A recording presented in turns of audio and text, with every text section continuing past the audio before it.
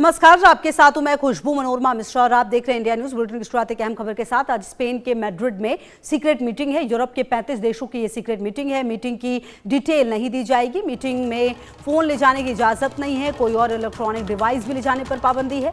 Ukraine को मदद देने पर रणनीति बन सकती है। यूक्रेन में सेना भेजने पर सहमति बन सकती है। रूस से नाटो के टकराव पर फैसला हो सकता है। नाटो के विस्तार पर बातचीत होगी। स्पेन का विदेश मंत्रालय है आयोजक। अहम जानकारी आपको दे रहे हैं। यूरोप के 35 देशों की ये मीटिंग है, सीक्रेट मीटिंग, और कहा यह जा रहा है कि यूक्रेन को मदद देने पर रणनीति बन सकती है। अब वो मदद किस तरह की होगी ये देखना होगा। बहरहाल आप देखिए कि पिछले दिनों जो रूस है उसके हमले काफ़ी तेज़ हुए हैं। निश्चित तौर पर यूक्रेन को काफ़ी ज़्यादा जो परेशानियां हैं वो भी बढ़ी हैं, और ऐसे में कहा यह जा रहा है कि ये जो मीटिंग है वो काफ़ी महत्वपूर्ण, क्योंकि यूक्रेन में सेना भेजने पर सहमति बन सकती है। और इसी बीच एक और बड़ी खबर आपको बता दें जो आ रही है सामने। मिनटमैन 3 मिसाइल का परीक्षण, अमेरिका की ICBM मिसाइल है मिनटमैन 3। आपको बता दें परमाणु हमला करने में सक्षम है मिनटमैन 3। 5 से 6 नवंबर को यूएस करेगा मिसाइल का टेस्ट। यूएस वेंडनबर्ग बेस से लॉन्च होगा मिनटमैन 3। तो आपको बता दें मिनटमैन 3 की लॉन्चिंग होने वाली है। यूएस करेगा मिनटमैन 3 मिसाइल का परीक्षण। अमेरिका की ICBM मिसाइल है मिनटमैन 3। परमाणु हमला करने में ये सक्षम है, और 5 से 6 नवंबर को यूएस मिसाइल का टेस्ट भी करेगा। तो आपको बता दें कि यूएस मिनटमैन 3 मिसाइल का परीक्षण करने वाला है, और कहीं ना कहीं अगर आप मिनटमैन 3 को समझे तो काफ़ी सारी जो इसमें खूबियां हैं वो मौजूद हैं। और इसी बीच आपको बता दें यूक्रेन को यूके ने भेजी है स्टॉर्म मिसाइल।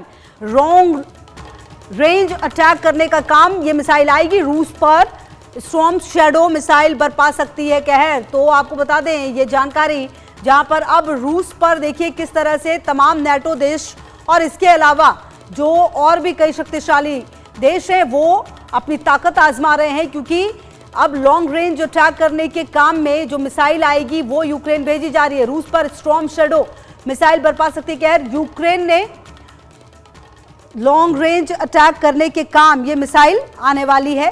तो अब देखना यह है कि किस तरह से आने वाले समय में जो स्थितियां हैं वो यूक्रेन के पक्ष में जाएंगी क्या, और क्या रूस जो है वो लड़ाई जो जंग लड़ रहा है वो उसे और किस तरह से तेज कर सकता है, ये देखना अहम होगा। क्योंकि पिछले कुछ समय में अगर आपने देखा हो तो जो रशिया है उसकी लड़ाई काफ़ी ज़्यादा अहम हो गई है। और आपको बता दें यूरोप के 35 देशों की जो सीक्रेट मीटिंग है वो आपको समझनी होगी कि ये मीटिंग काफ़ी महत्वपूर्ण है। जी हाँ, क्योंकि यूक्रेन को मदद देने पर रणनीति बन सकती है। यूक्रेन में सेना भेजने पर भी सहमति बन सकती है। तो आप देखिए कि यूक्रेन को मदद देने पर रणनीति बन सकती है, ये जानकारी भी सामने आ रही है। इसके अलावा यूक्रेन में सेना भेजने पर भी सहमति बन सकती है। मतलब यूक्रेन की मदद किस कदर की जाए ये महत्वपूर्ण हो जाता है। रूस से नाटो के टकराव पर ये जो फैसला है वो सामने आएगा, और क्या कुछ इस मीटिंग में होगा ये मीटिंग तय करेगा कि इस युद्ध का भविष्य क्या हो सकता है। स्पेन का विदेश मंत्रालय इसका पूरा आयोजक, और इस मीटिंग में ना किसी को फोन ले जाने की इजाजत है।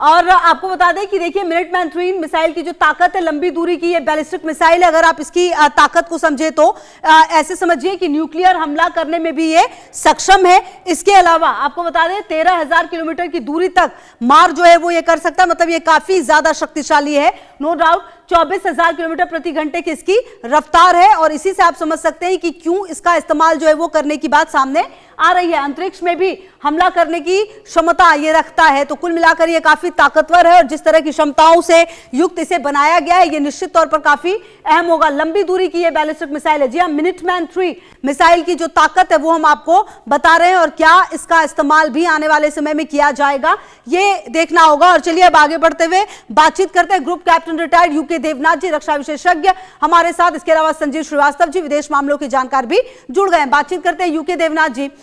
जिस तरह से ये पूरी जंग को अगर हम देखें और जिस तरह से इसकी शुरुआत हुई, रशिया अब काफी ज्यादा एग्रेसिव बिहेव कर रहा है। अब यूक्रेन को मदद देने के लिए स्पेन में एक सीक्रेट मीटिंग हो रही है। इस मीटिंग से क्या कुछ खास निकल सकता है, और क्या आने वाले समय में रशिया को परेशान होने की जरूरत है? जी हाँ, इसमें कोई शक नहीं है कि यूक्रेन के युद्ध को अब जैसे हम देख रहे हैं 3 साल हो गए हैं, और 3 साल तक लगातार अभी तक किसी भी नेटो कंट्री ने यूक्रेन में बूट्स ऑन ग्राउंड नहीं भेजे हैं। तो अगर नेटो कंट्रीज ये डिसाइड करती है कि वो यूक्रेन में बूट्स ऑन ग्राउंड भेजेंगे, तो ये इस युद्ध की दिशा में एक बहुत बड़ी बदलाव की दर्शाता है। लेकिन खुशबू जी, इंडिकेशंस ये कह रही हैं कि नेटो जो है यूक्रेन में तभी ट्रुप्स भेजेगा जब सीज फायर हो जाएगा। तो इसमें बहुत फर्क है। नेटो फिलहाल अब युद्ध जब चल रहा है तब शायद ट्रुप्स नहीं भेजेगा यूक्रेन, क्योंकि अगर नेटो कंट्रीज इस सीक्रेट मीटिंग के बाद यूक्रेन में अपने ट्रुप्स को भेज देते हैं तो वो डायरेक्टली कांटेक्ट में आ जाएंगे रूस की फौजों के साथ, और फिर रूस की फौज के साथ नेटो के जो ट्रुप्स हैं उनकी युद्ध चालू हो जाएगी डोनबास एरिया में। तो शायद ऐसा नहीं हो। शायद नेटो कंट्रीज का ये शर्त है कि पहले सीज फायर हो जाए, और सीज फायर होने के बाद जो यूक्रेन को सेफ्टी और सिक्योरिटी देनी है नेटो द्वारा, उसके तहत सीज फायर के बाद ये नेटो के ट्रुप्स यूक्रेन में डिप्लॉय हो जाएंगे, ताकि भविष्य में दोबारा कभी रूस यूक्रेन पर हमला ना कर सके। जी खुशबू जी। जी ठीक है सर, मैं आती हूँ आपके पास। संजीव श्रीवास्तव जी की भी मौजूदगी हमारे साथ है। अच्छा संजीव जी, इस पूरे युद्ध के दौरान मिनटमैन 3 का जो परीक्षण है वो भी किया जाएगा, ऐसी जानकारी भी सामने आ रही है। कुल मिलाकर ऐसा लग रहा है कि अब रशिया को घेरने की पूरी तरह से तैयारी कर ली, और खुद जो अमेरिका है वो भी अब यही चाह रहा है, क्योंकि अब बातचीत की टेबल पर तो बात बन नहीं पाई। पुतिन की और ट्रंप की और जेलेंस्की की एक टेबल पर आने की बात हो रही थी, वो तो हो नहीं पाई। तो कुल मिलाकर अब इस दिशा में जो ये जा रहा है उसे क्या समझा जाए? देखिए, जो यूरोप के जो राष्ट्र हैं उन्होंने एक कोalition ऑफ विलिंग, यानी कि ऐसे जो राष्ट्र जो कि यूक्रेन को लगातार सैनिक और आर्थिक मदद देना चाहते हैं और उसके लिए और अधिक कंट्रीब्यूट करना चाहते हैं और यूक्रेन को अपना लगातार समर्थन बनाए रखना चाहते हैं, उन राष्ट्रों की ये मीटिंग हो रही है। 35 ऐसे जो राष्ट्र हैं कोalition ऑफ विलिंग के तहत, और उसके तहत ये स्पेन की राजधानी मैड्रिड में ये मीटिंग हो रही है। और अभी डोनाल्ड ट्रंप के सत्ता में आने के बाद से जिस तरीके से राष्ट्रपति डोनाल्ड ट्रंप ने पूर्व बाइडेन एडमिनिस्ट्रेशन से अलग हटते हुए यूक्रेन और रशिया के युद्ध को शांत कराने की बातें की, और यूक्रेन को उन्होंने कई बार ये भी कहा कि हम तुम्हारी मदद तुमको जो दे रहे हैं राष्ट्रपति जेलेंस्की को, वो हम रोक देंगे यदि आप शांति के लिए, सीज फायर के लिए तैयार नहीं हुए। और डोनाल्ड ट्रंप और राष्ट्रपति जेलेंस्की के बीच में व्हाइट हाउस में एक झड़प भी हुई थी, और अभी दूसरी मीटिंग भी, उसमें भी ऐसी रिपोर्ट्स हैं कि कुछ एग्रेसिव हॉट टॉक दोनों के बीच में भी हुई। तो ये जो अमेरिका का जो बदला हुआ रुख है उसकी वजह से यूरोप के राष्ट्रों के अंदर इस बात की आशंका है कि अमेरिका क्या उसी तरीके की मदद यूक्रेन को देता रहेगा जैसा कि बाइडेन एडमिनिस्ट्रेशन के समय में दी जा रही थी। और जाहिर है कि उसकी आशंकाओं की वजह से उन्होंने कोalition ऑफ विलिंग को बनाया है, जिसमें कि यूरोप के राष्ट्र अपनी मदद जारी रखेंगे, और यदि अमेरिका मदद देना कम करे तो ऐसे में यूरोप के राष्ट्र पूरी तरीके से अपने आप को तैयार रखना चाहते हैं। और लेकिन जहां तक यूनाइटेड स्टेट्स ऑफ अमेरिका की बात है, तो यूनाइटेड स्टेट्स ऑफ अमेरिका इस युद्ध को बीच में छोड़ करके हटने का जो कोई जोखिम वो एफोर्ड नहीं कर सकता, क्योंकि यदि अमेरिका पीछे हटा तो ये जाहिर है, और रशिया को यदि विजय मिल गई या रशिया के अंदर ये सेंस आ गया कि अब हमारी जीत हो गई है, तो ये अमेरिका के लिए बहुत घातक साबित होगा, उसकी ग्लोबल हेजिमोनी के लिए बहुत घातक साबित होगा, और उसके जो अनेक जो ट्रीटी एलाइज हैं पूरे विश्व में वो अमेरिका के ऊपर ही सवालिया निशान खड़ा कर देंगे, और अमेरिका की हेजिमोनी को बहुत बड़ा धक्का लगेगा, और जो कि रशिया चाहता है। तो ऐसे में अमेरिका भी पीछे नहीं हट सकता, और अमेरिका भी अपनी पोजीशन ऑफ स्ट्रेंथ को लगातार सशक्त और मजबूत दिखाने की कोशिश कर रहा है। ठीक है, आप दोनों रहिए हमारे साथ, हम आगे भी आपसे बातचीत करेंगे। इसी बीच अपने दर्शकों को यह भी बता दें, रूस यूक्रेन जंग, शांति या विध्वंस, हम अपने दर्शकों को ग्राफिक्स के जरिए समझाने की कोशिश करते हैं कि आखिरकार हम ऐसा क्यों कह रहे हैं। आप देखिए, ब्रिटेन ने यूक्रेन को स्टॉर्म शैडो भी दे दी है। जी हाँ, अब आप इसको ऐसे भी समझिए कि कहीं ना कहीं जो पूरी परिस्थिति है वो रशिया के अगेंस्ट करने की कोशिश की जा रही है। जर्मनी से मिली है यूक्रेन को मिल सकती है टोमाहॉक, ये भी जानकारी सामने आ रही है। तो कुल मिलाकर आप देखिए यूएस करेगा मिनटमैन 3 का टेस्ट। तो कुल मिलाकर आप देखिए जो कई सारे देश हैं वो अलग अलग तरीके से मदद करने की कोशिश कर रहे हैं। और आपको जैसा हमने बताया कि स्पेन में 35 देशों की ये जो सीक्रेट मीटिंग है वो भी लगातार चल रही है। यूक्रेनी हमले से दहला है बेलगोरोद, और ये आपको बताएं कि ब्रिटेन ने यूक्रेन को स्टॉर्म शैडो दी है। और जो पूरी परिस्थिति है वो कहीं ना कहीं अब ऐसी नजर आ रही है कि जर्मनी से भी मदद मिली है। और देखिए रूस में जो बारूदी तूफान है मेड इन ब्रिटेन, अब देखिए ब्रिटेन ने यूक्रेन भेजी है स्टॉर्म शैडो मिसाइल, ब्रिटेन ने यूक्रेन भेजी है। और जैसा कि हम लगातार आपको बता रहे हैं, अगर इस तरह की परिस्थितियों को लाया गया है तो कहीं ना कहीं समझना यह होगा कि किस तरह की स्थिति अब रशिया में नजर आएगी। रूस के सैन्य ठिकानों पर हमले में यह सक्षम है। ये टॉमहॉक जो है ये क्यों इतना महत्वपूर्ण है ये हम आपको बता रहे हैं। शांति वार्ता के लिए रूस पर दबाव बनाने की जो रणनीति है वो की जाएगी। क्या ये शांति वार्ता में तब्दील हो पाएगा रशिया के खिलाफ, ये सब जब किया जाएगा उसके बाद ये देखना होगा।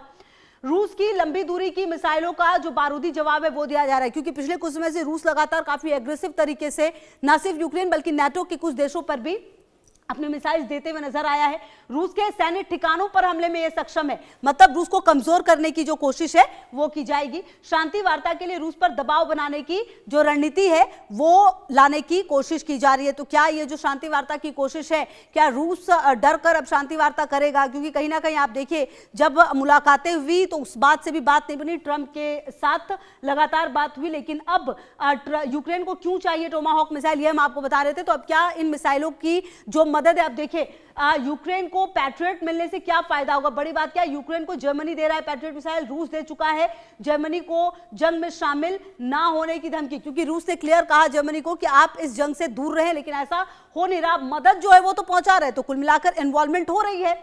यूक्रेन को जर्मनी हथियार देगा तो कहीं ना कहीं यूक्रेन मजबूत होगा। यूक्रेन को जर्मनी दे रहा है पैट्रियट डिफेंस मिसाइल सिस्टम, तो ये जो पैट्रियट डिफेंस मिसाइल है ये काफी महत्वपूर्ण हो जाता है इस जंग में। और देखिए क्योंकि रूस पहले ही कह चुका है कि जर्मनी इस जंग में ना हो शामिल, लेकिन हथियार देगा तो अंजाम बुरा होगा, ये बात भी रूस कह रहा है। तो अब देखिए कहीं ना कहीं सर यूके देवनाथ जी, सीधे सीधे रशिया ने कहा जर्मनी को कि आप इस युद्ध में इन्वॉल्व मत होइए, लेकिन इन्वॉल्व नहीं होकर भी अगर आप पैट्रियट मिसाइल सिस्टम दे रहे हैं यूक्रेन को, मतलब आपकी एंट्री हो रही है, मतलब कुल मिलाकर आप रूस को कहीं ना कहीं कह रहे हैं कि भाई हम भी हैं इस युद्ध में।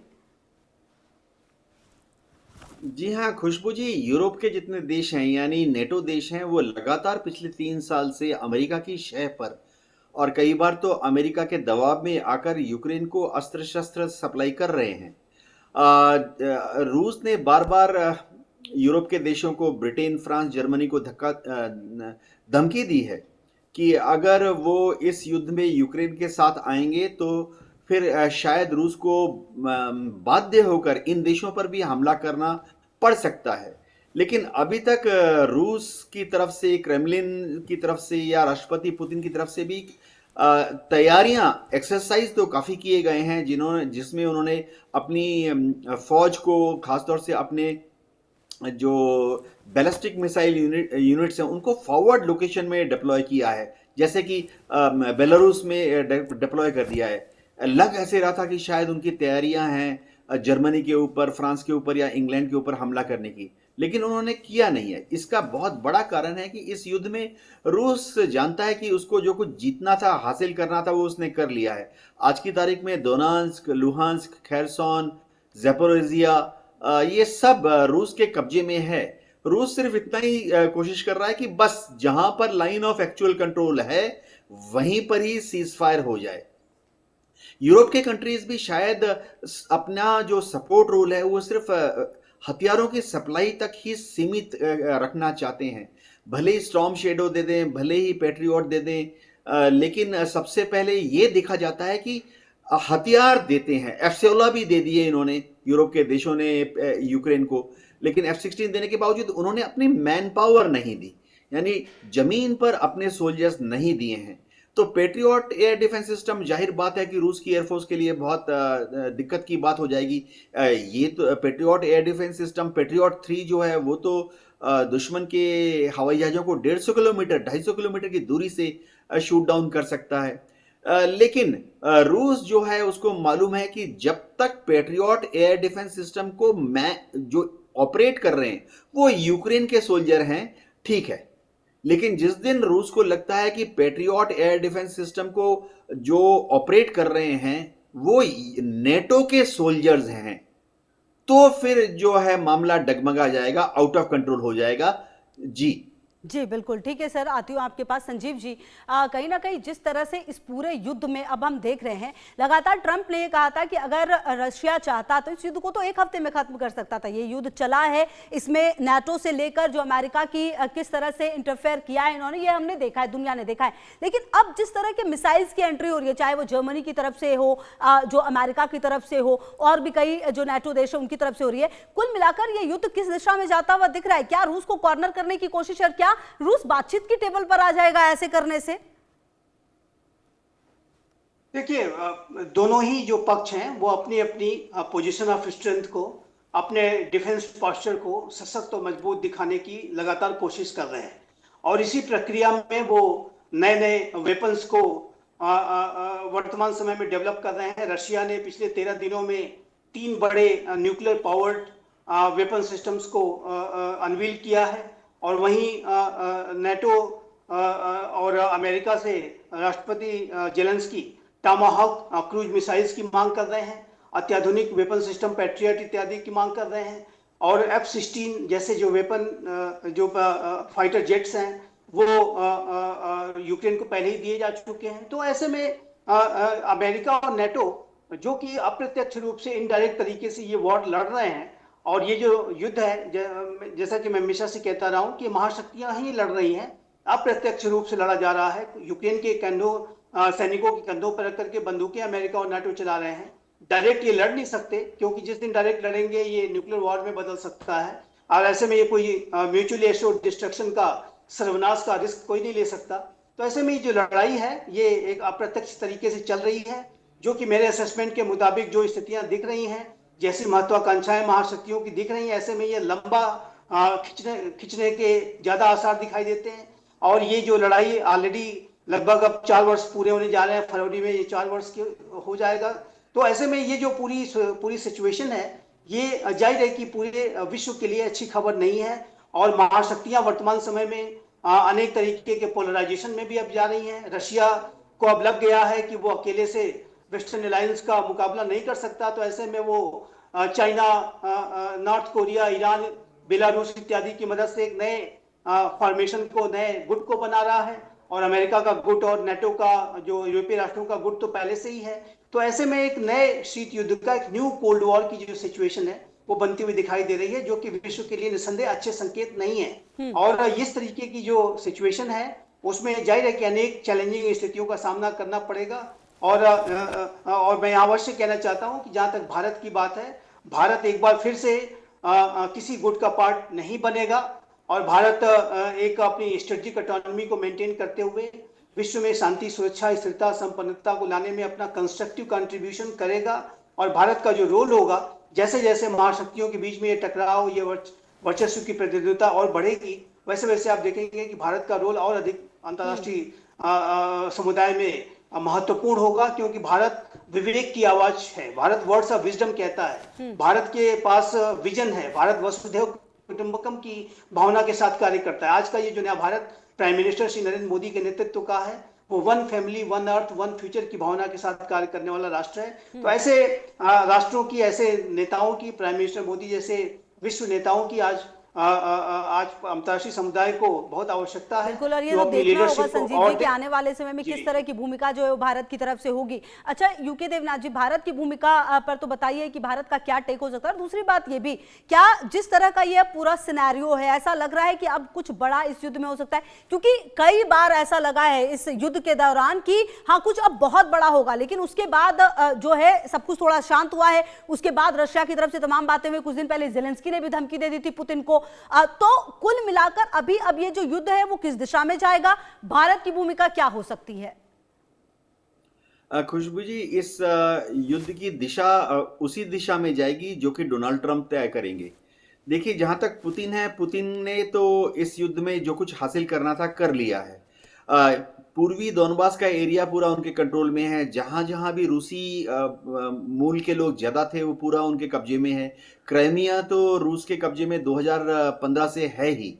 तो रूस को और कुछ जमीनी सक्सेस नहीं चाहिए। रूस सिर्फ इतना चाहता है कि अब यूक्रेन शांत हो जाए और जहां पर युद्ध हो रहा है उसी लाइन पर युद्ध विराम के लिए मान जाए। अब यूक्रेन इस युद्ध को लड़ रहा है, ये समझना पड़ेगा कि यूक्रेन में खुद लड़ने की ताकत नहीं है। जैसे कि संजीव श्रीवास्तव जी ने बताया, इस युद्ध में यूक्रेन जो भी हथियार इस्तेमाल कर रहा है, टैंक है उसका गोला कहां से आ रहा है, यूक्रेन के पास अमेरिका दे रहा है।